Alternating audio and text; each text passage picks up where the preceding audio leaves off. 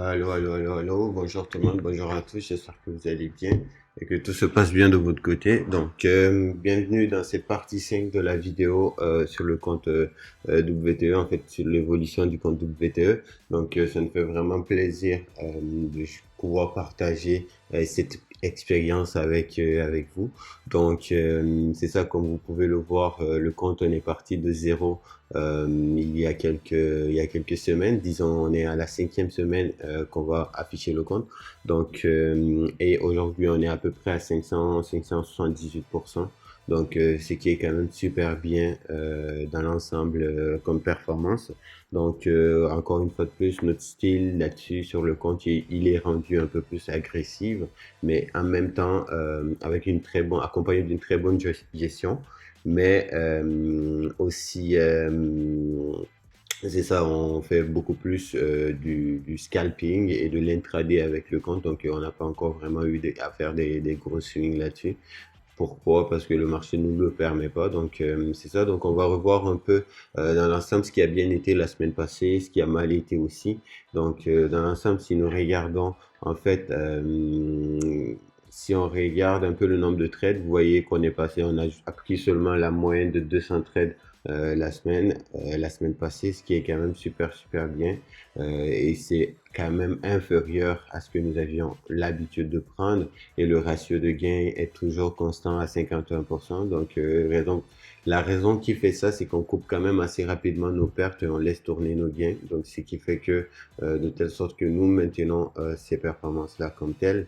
Donc, sinon, à part ça, en général, le profit généré il reste quand même très bon, très super. Donc, la perte nous a apporté beaucoup plus de profit que de perte. C'est vraiment le gold, comme vous pouvez le voir ici. On a pris beaucoup de trades là-dessus en intraday. Donc, un total de 415 trades. Sur les 415, on a à peu près 57% des trades sont gagnants et à peu près le reste perdant. Donc, nos paires de devises vraiment sur lesquelles nous avons beaucoup perdu, c'est le GBP-O de GBP. Donc, on va juste amener ça ici. Donc la raison qui a fait que ces trades-là, on a vraiment perdu là-dessus. Donc si on prend ici TradingView, on va aller chercher GBP NSD. Donc pourquoi on a insisté un peu plus sur la vente? Donc c'est ça, en fait au niveau fondamental, il n'y avait pas réellement de raison jusqu'à la nouvelle qui est sortie dernièrement. Mais en gros, ce qui faisait qu'on vendait, c'est qu'on essaie de jouer ou d'anticiper vraiment une correction sur l'unité de temps daily, sur l'unité de temps weekly. Donc ça fait des mois qu'elle n'arrête pas de monter. Donc, on s'attend à ce qu'ils construisent un nouveau point bas.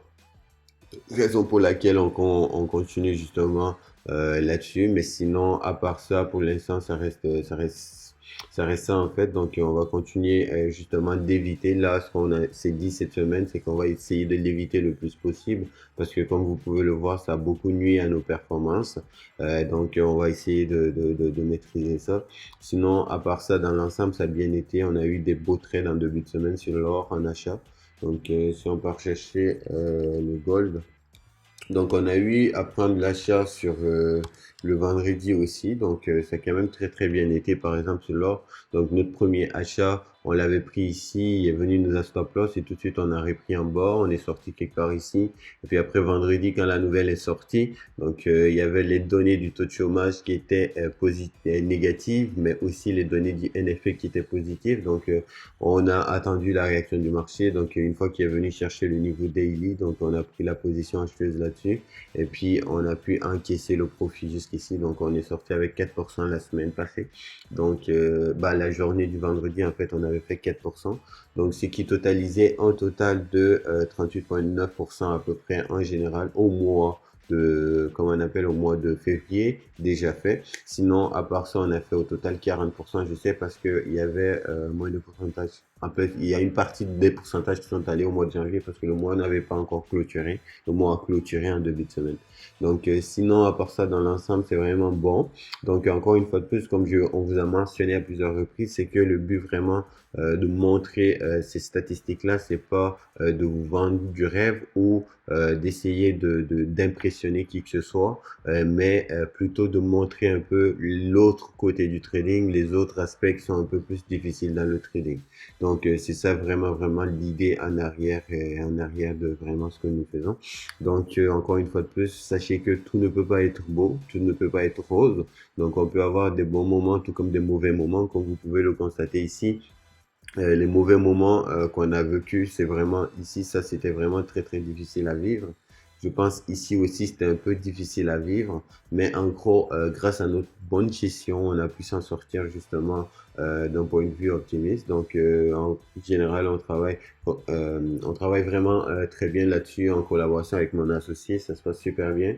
Donc comme je vous ai dit, on fait du scalping et qu'on arrive à trader des deux côtés, c'est-à-dire la session de Londres. Des fois, moi, je suis debout ou je suis debout avec lui, on travaille, etc.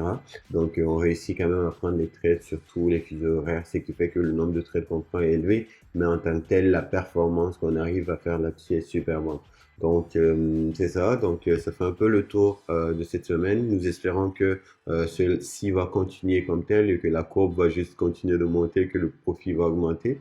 Donc, c'est quand même un gros plaisir pour nous de partager cette expérience avec vous. Donc, espérons que les vidéos commencent à sortir bientôt. De toute façon, si vous voyez la vidéo 5, c'est que la 1, la 2, la 3, elles sont déjà là. La 1, la 2 plutôt et la 3 sont déjà là.